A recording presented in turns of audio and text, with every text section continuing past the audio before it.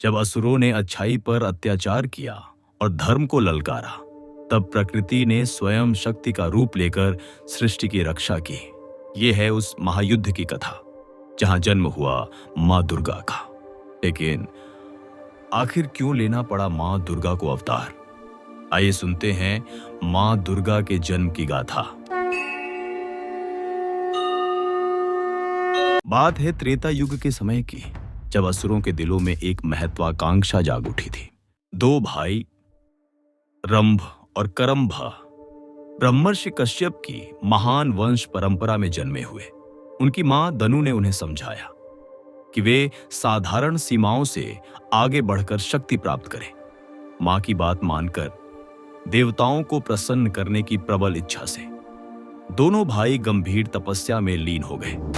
लेकिन किस्मत का साथ सिर्फ एक को ही मिलने वाला था। कई साल गुजर गए। फिर एक दिन इंद्रदेव को यह पता चला। उन्हें लगा, अगर ये दोनों असुर भाई वरदान पा गए तो जरूर देवताओं के लिए संकट खड़ा करेंगे। एक दिन इंद्रदेव धरती पर आए और उस झील के किनारे खड़े हो गए। वहां उन्होंने देखा कि क्रंभ आधा पानी में डूबकर तपस्या कर रहा है। तभी इंद्रदेव ने विशाल मगरमच्छ का रूप लिया और झील में उतरकर क्रंभ पर घातक हमला कर दिया। करंभ का देवराज इंद्र ने वध कर दिया। उसकी तपस्या अधूरी रह गई और उसका जीवन भी वहीं समाप्त हो गया। तपस्या करते समय ही रंभ को इसका एहसास हो गया था। अपने तप के बल से उसने जान लिया कि वह मगरमच्छ कोई साधारण जीव नहीं, बल्कि स्वयं देवराज इंद्र है। लेकिन रंभा अपने दृढ़ संकल्प के साथ तप करता रहा। उसने अग्निदेव को प्रसन्न किया और इंद्रदेव के अन्याय को ध्यान में रखकर एक वरदान मांगा।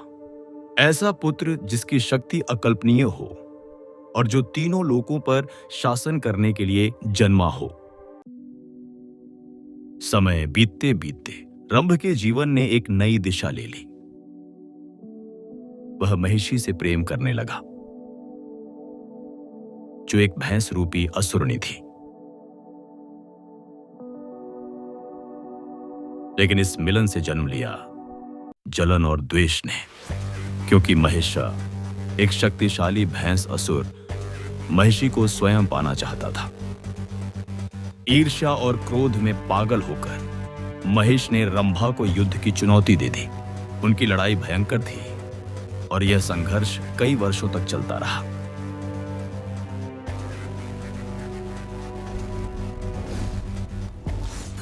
लेकिन अंत में रंभ धराशायी हो गया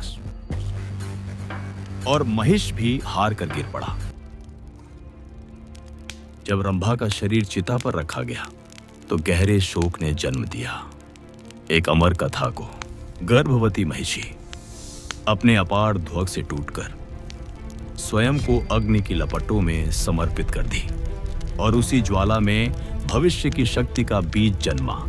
एक ऐसी शक्ति जिसे तीनों लोग कभी नहीं भूल पाएंगे। धधकती राख से दो असुर प्रकट हुए। रक्त बीज रंभा की पुनर्जन्मी आत्मा और महिषासुर उसका उग्र पुत्र, आधा असुर और आधा भैंस।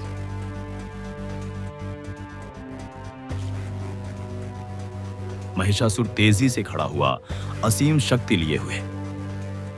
उसने सभी असुरों को हराया और खुद को उनका राजा बना लिया। लेकिन उसकी लालसा सिर्फ पाताल तक नहीं थी, वह पूरी सृष्टि पर राज करना चाहता था। फिर भी वह जानता था कि उसकी शक्ति अभी भी अधूरी है। इसलिए महिषासुर मुड़ा भीतर की ओर, पाताल की गहराइयों में। वहां आग और अंधकार के बीच उसने अपनी तपस्या शुरू की, जिससे पूरा ब्रह्मांड जैसे थम सा गया। सालों बीत गए और जब उसकी कठोर तपस्या पूरी हुई, स्वयं ब्रह्मा प्रकट हुए। असुर की अटूट भक्ति से खुश होकर ब्रह्मा ने उसे एक वरदान दिया। महिषासुर ने ब्रह्मा से अमृत मांगा, लेकिन ब्रह्मा, जो समय के नियमों से बंधे थे, उसे यह वरदान नहीं दे पाए। तब असुर ने चतुराई से एक और वरदान मांगा कि न कोई मनुष्य, न कोई देवता, यहां तक कि ब्रह्मा, विष्णु या शिव भी उसे मार न सके। अगर मृत्यु आनी ही है तो वह एक स्त्री के हाथों होगी, क्योंकि महिषासुर का मानना था कि स्त्री तो कमजोर और असहाय है, वह मुझे क्या ही मार सकती है। ब्रह्मा ने यह वरदान दे दिया, लेकिन साथ ही एक गहरी चेतावनी भी दी, ना देव और ना मनुष्य तेरा अंत कर पाएंगे, पर नियति अपना रास्ता बना ही लेगी। तेरा विनाश एक स्त्री के हाथों निश्चित है। जब ब्रह्मा ब्रह्मांड में विलीन हो गए, महिषासुर ने आकाश की ओर दृष्टि उठाई और छोड़ी एक भयंकर दानवी दहाड़। वह दहाड़ गूंजी पृथ्वी पर और आकाश तक कांप उठा। यही था उसका युद्ध का ऐलान। अहंकार से अंधा और नई शक्ति से भरा भयावह महिषासुर अब अजेय सा प्रतीत हो रहा था। असुर ने अपनी विशाल सेनाएं बुलाई और धरती पर भयानक आक्रमण शुरू कर दिया। शहर जल गए। चारों ओर केवल आग और धुआं ही धुआं था। लोग अपनी जान बचाने के लिए भाग रहे थे। बड़े बड़े साम्राज्य, जिनकी ताकत पर कभी घमंड किया जाता था, आज आग की लपटों में राख हो चुके थे। औरतों पर अत्याचार हो रहा था। उनकी चीखें आकाश तक गूंज रही थीं। धरती खून से लाल हो चुकी थी और इंसानियत मानो मिट सी गई थी। एक के बाद एक राज्य ढहते गए। कोई इंसान उसकी चुनौती स्वीकार करने की हिम्मत न जुटा सका। अब महिषासुर की नजर पड़ी अमरावती की ओर। देवराज इंद्र का दिव्य निवास।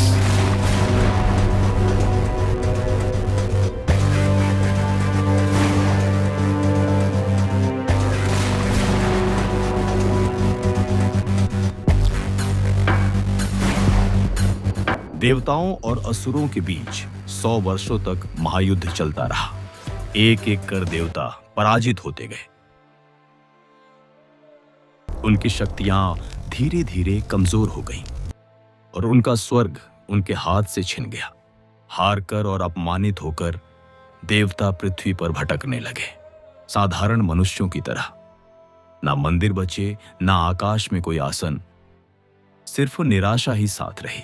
आखिरकार अपनी अंतिम आशा लिए देवता ब्रह्मा के पास पहुंचे। ब्रह्मा उन्हें लेकर पहुंचे विष्णु और शिव के सामने, दिव्य तीनों देवों के पास। वहां देवताओं ने अपना सारा दुख बताया। हमसे हमारा सारा अधिकार छिन गया है। अमरावती अब हमारी नहीं रही। हे प्रभुओं, हमें बचाइए। लेकिन विष्णु और शिव चाहकर भी कुछ नहीं कर सकते थे, क्योंकि महिषासुर को दिया गया वरदान ब्रह्मा के शब्दों से बंधा हुआ था। महिषासुर को कोई मनुष्य, कोई देवता, यहां तक कि त्रिदेव भी नहीं मार सकते थे। उसका अंत केवल एक स्त्री के हाथों होना था।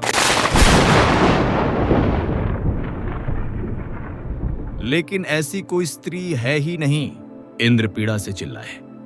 तभी विष्णु मुस्कुराए और अचानक उनके हृदय से फूटा एक दिव्य प्रकाश, जिसने पूरे आकाश को रोशन कर दिया। ब्रह्मा और शिव ने भी अपनी दिव्य ऊर्जा उस प्रकाश में जोड़ दी। उनकी सारी शक्तियां मिलकर एक विशाल और प्रचंड तारे में बदल गईं, और उसी दिव्य रोशनी से प्रकट हुई एक अद्वितीय शक्ति, एक सामर्थ्य जिसकी कल्पना भी असंभव थी। वे बनी सभी देवताओं की शक्तियों से। यम की शक्ति से बने उनके लहराते बाल, वरुण से बनाए गए उनके मजबूत पैर भूमि देवी ने दी उनके शरीर को चमक। ब्रह्मा ने रचे उनके चरण, सूर्य की शक्ति से रोशन उनके पांव, वसु देवताओं ने घड़ी उनकी उंगलियां, कुबेर ने उनकी नाक को सुंदर और निखरा रूप दिया, वायु के श्वास से बने उनके कान, और संध्या देवताओं ने रची उनकी भव्य भौहें। विष्णु ने उन्हें 10 प्रचंड भुजाएं दी और शिव की शक्ति से उनका मुख गढ़ा गया। इस प्रकार जन्मी महादेवी। दिव्य क्रोध और ब्रह्मांडीय सौंदर्य का संगम। धर्म की परम योद्धा, वह जो महिषासुर के विनाश के लिए बनी थी। जैसे ही उनके सिंह ने दहाड़ लगाई, धरती कांप उठी और सागर में तूफान उठने लगे। चुराए गए स्वर्ग में मदमस्त महिषासुर और उसकी सेनाएं अचानक उठते इस तूफान को महसूस करने लगी। ये तूफान न आग का था न वर्षा का, ये था नियति का। उन्होंने पृथ्वी की ओर देखा और देखा उन्हें आते हुए। वे देवताओं का मजाक उड़ाते रहे, स्वर्ग को ललकारते रहे, लेकिन अब उन्हें सामना करना था उस शक्ति से जिसकी कभी कल्पना भी नहीं की थी। अब उनका सामना था देवी दुर्गा से।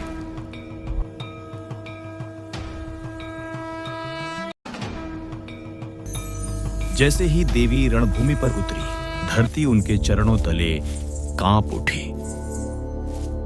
आकाश लाल हो गया। महिषासुर की सेनाएं दानवी क्रोध से गरजती हुई युद्ध भूमि में टूट पड़ी, लेकिन वे युद्ध की देवी के सामने टिक न सकी।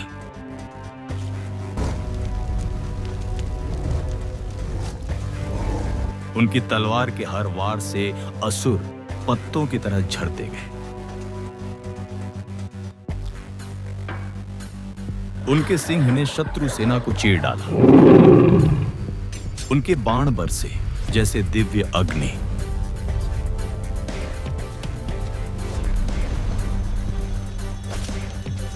वह अजेय लगती असुर सेना चकनाचूर हो गई। उसका रक्त धरती को भिगो गया।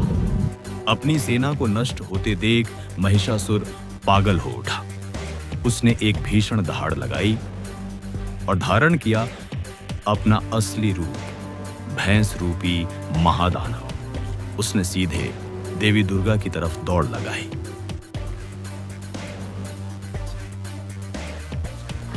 लेकिन देवी का सिंह रास्ते में खड़ा हो गया। मायावी महिषासुर मायाजाल से सिंह को छलते हुए भाग निकला। क्रोधित महिषासुर अब अपने असुर रूप में देवी के सामने खड़ा था। देवी ने उस पर दिव्य बाणों की वर्षा कर दी। फिर भी वह बच निकला और पर्वत की चोटी पर जाके खड़ा हो गया। बादलों की छाया में छिपकर उसने देवी पर विशाल चट्टानें फेंकी। तभी देवी ने अपनी दिव्य आंखों से आसमान से आती चट्टानों को देखा। उनकी नजरों के तेज से चट्टानें चूर चूर हो गईं। देवी पर हमला होता देख सिंह ने एक भीषण दहाड़ लगाई। उसकी गर्जना से पर्वत तक चिर गया। पर्वत के चीरने से महिषासुर नीचे गिर पड़ा।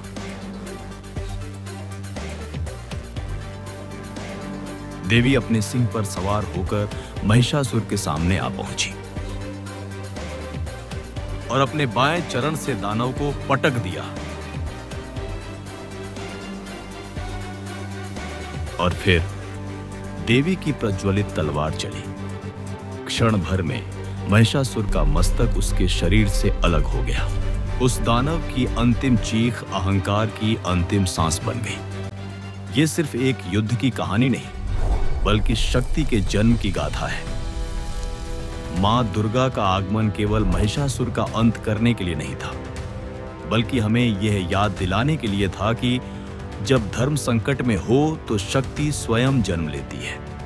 वीडियो अच्छा लगा हो तो एक लाइक जरूर करें और ऐसे ही और वीडियो देखने के लिए चैनल को सब्सक्राइब करें।